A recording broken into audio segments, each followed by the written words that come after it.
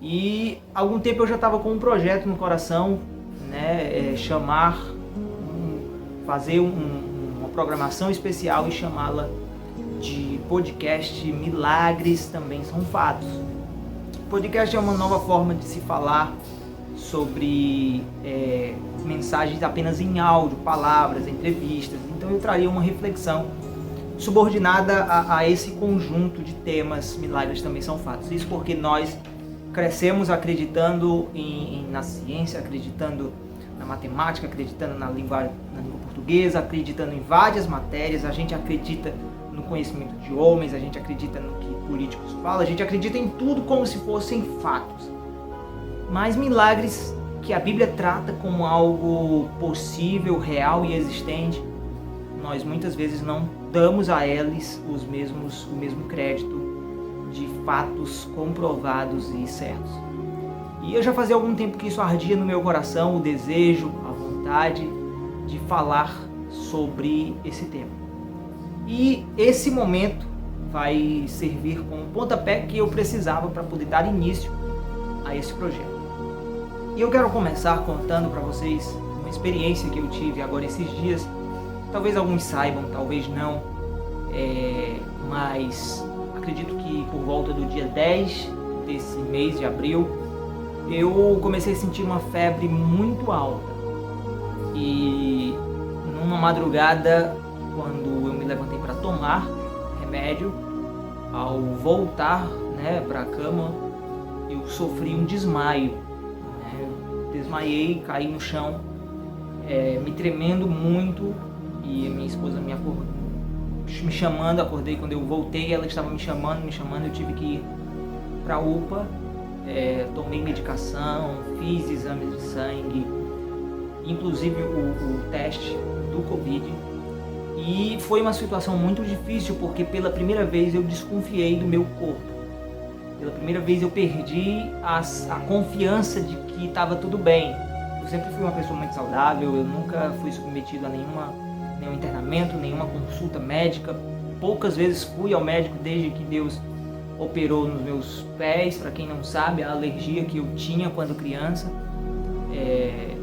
simplesmente desapareceu quando eu decidi que Deus é quem faria daquela vez, e eu nunca mais fui submetido a hospital algum desde aquele dia. Então foi algo novo, me surpreendi a coragem com a qual eu fui, dadas as circunstâncias, mas desconfiar do corpo foi a pior coisa. Eu lembro que ao chegar na UPA, meu pai foi comigo na madrugada, 4h20 da manhã, e eu pedi que ele chamasse alguém com uma cadeira, porque eu sentia um peso nas pernas, uma fraqueza muito grande nas pernas.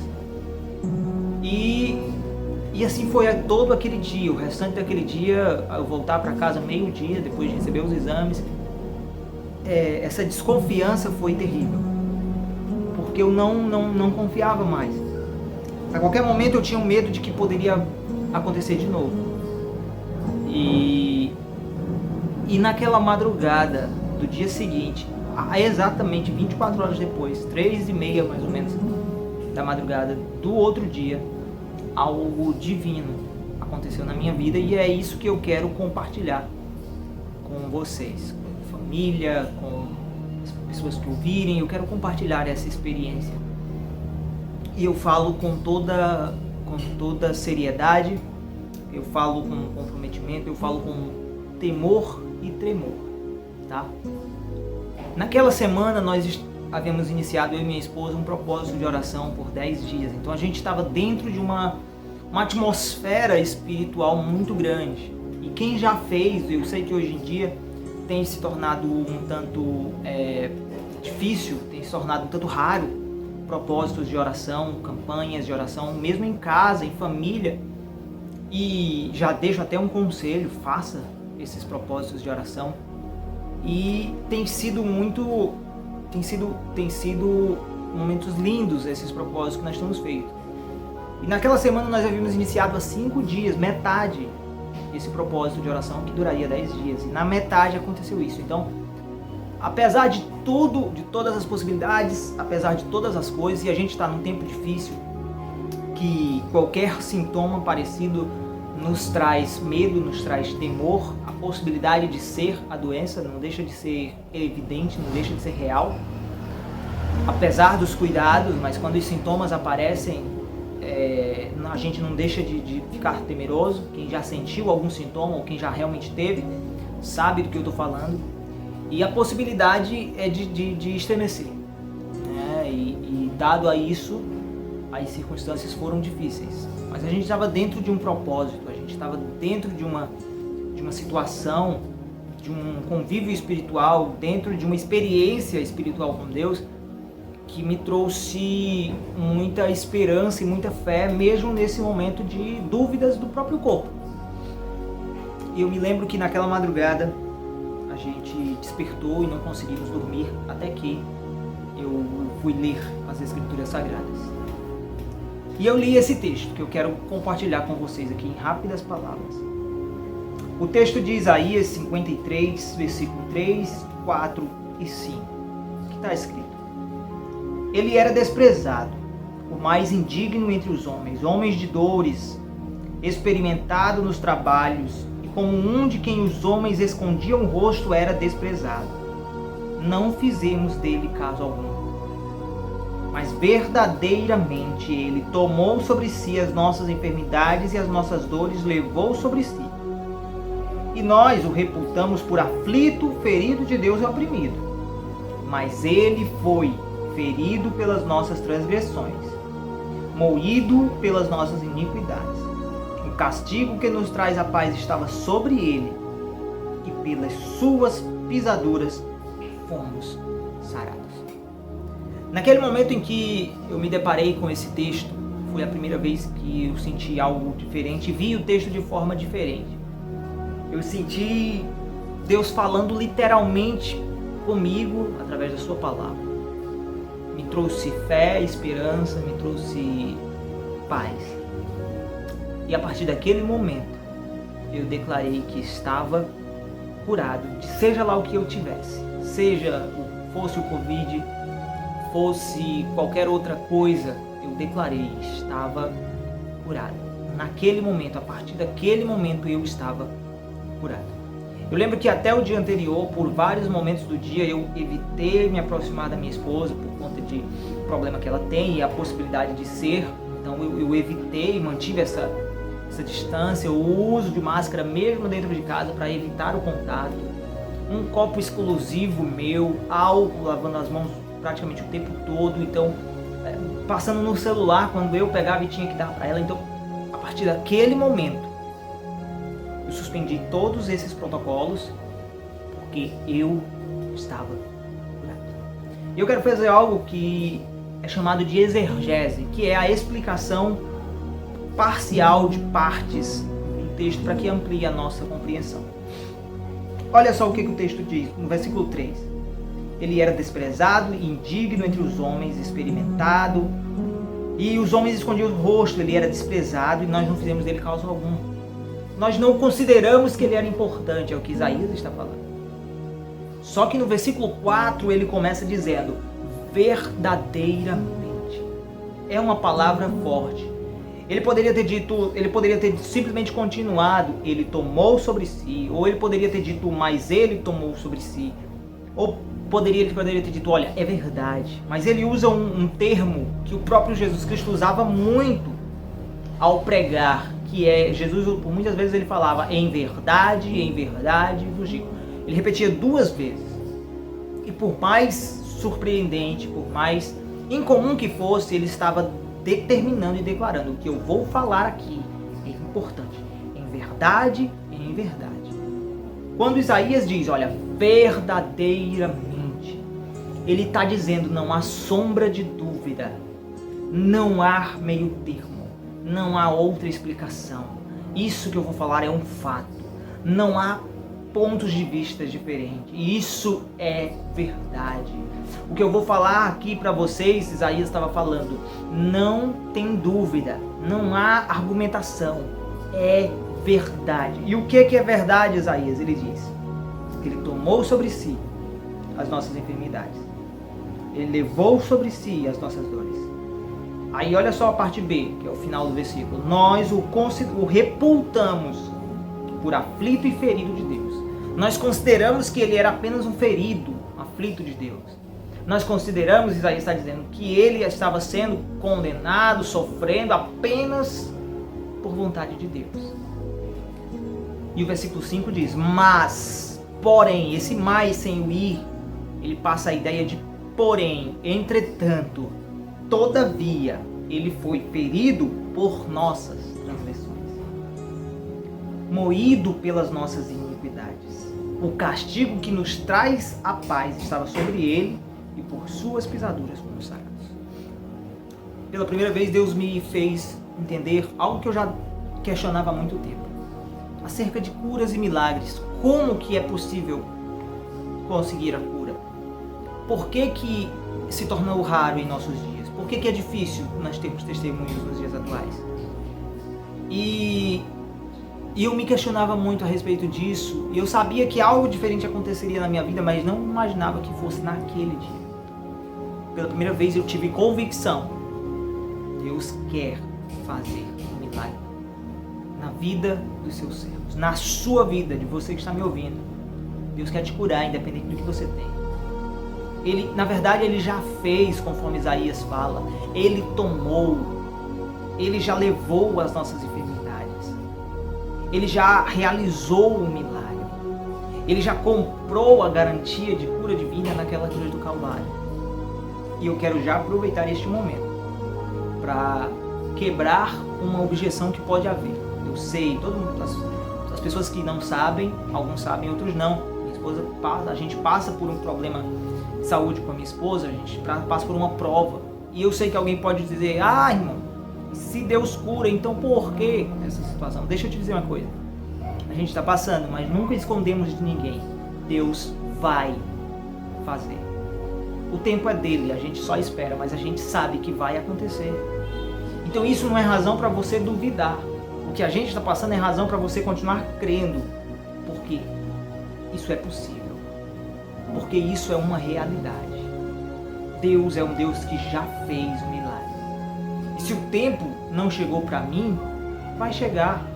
Mas hoje talvez seja o tempo dele para a sua vida. E eu vou te dizer o que fazer, porque a maioria das pessoas que pregam sobre cura fica uma coisa vaga. Creia, só creia e faz a oração.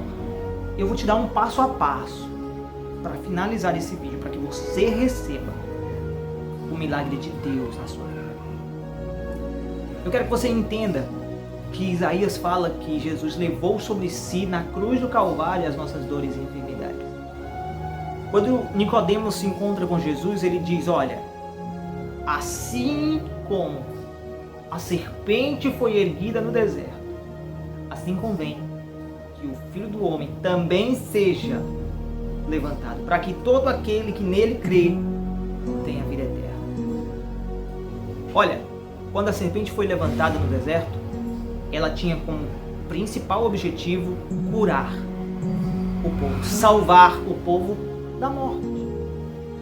Eu quero que você entenda que o objetivo do sacrifício de Cristo, conforme diz sua palavra, sem sombra de dúvida, é perdão de pecados e cura divina.